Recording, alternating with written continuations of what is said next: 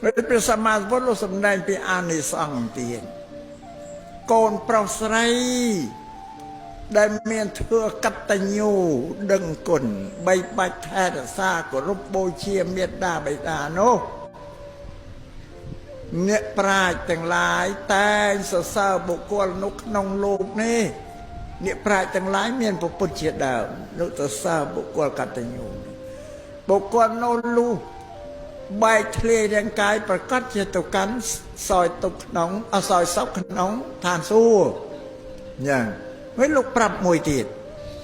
កូនប្រុសស្រីណាដែលមានធ្វើកតញ្ញូគោរពចិញ្ចឹមមេត្តាបិតាកូនប្រុសស្រីនោះទោះបីធ្វើកិច្ចការធ្វើស្រែធ្វើចង្ការច្បារដំណាំអីក្តីធ្វើជំនួញជួញប្រែធ្វើមន្ត្រីរាជការអីក្តីធ្វើកតញ្ញូនឹងមានដៃជះមានអនុភាពប្រកែកជាងកន្សែងយានមន្តអាគមគេថាទៀតជួយថែរក្សាទ្រទ្រង់កូនប្រុសក្នុងជីវិតរស់នៅនឹងឯងទោះបីធ្វើការអីធ្វើកតញ្ញូជួយទ្រទ្រង់ឲ្យចម្រើនជានិច្ចធ្វើស្រែចម្ការក៏បានផលច្រើនជំនួញជួញប្រែក៏ចំណេញច្រើនធ្វើមន្ត្រីរាជការក៏ឡើងបនឡើងស័ក្តិជាអណ្ដាប់នេះធ្វើកតញ្ញូបើនិយាយនឹងចិនថានឹងហុងស៊ុយ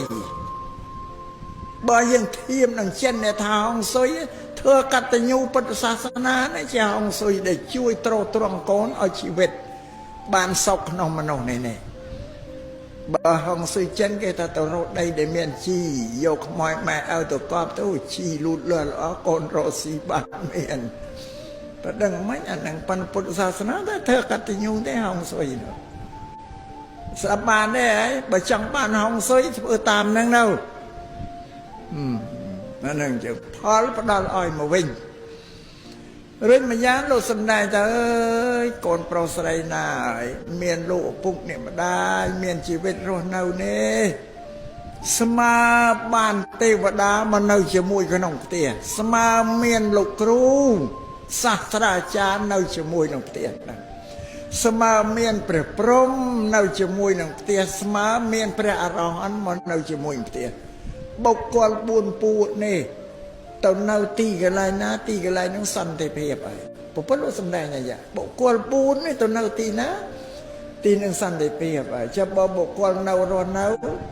អលោកផ្ដល់សេចក្តីសុខសន្តិភាពជោគជ័យសួស្តីឲ្យដល់កូនប្រុសកូនស្រីគ្រប់គ្នាទាំងអស់ហ្នឹងឯងនេះព្រះសម្មាសម្ពុទ្ធលោកសម្ដែងប្រាប់ថាយ៉ាងនឹងពុទ្ធសាសនាណាអាត្មាមិននិយាយនឹកឃើញខ្លួនឯងឬថាអាត្មានិយាយអីដូចឆៅពេកថាចេះតាថាអាត្មាថាតាមពុទ្ធទេណាស្រាប់បានទេហើយលើកពុទ្ធដីការបស់ពុទ្ធមកសម្ដែងប្រក្រតិទាញឧទាហរណ៍ធៀបដោយមតិបញ្ញាតែឲ្យស្របទៅតាមមេគារបស់ពុទ្ធ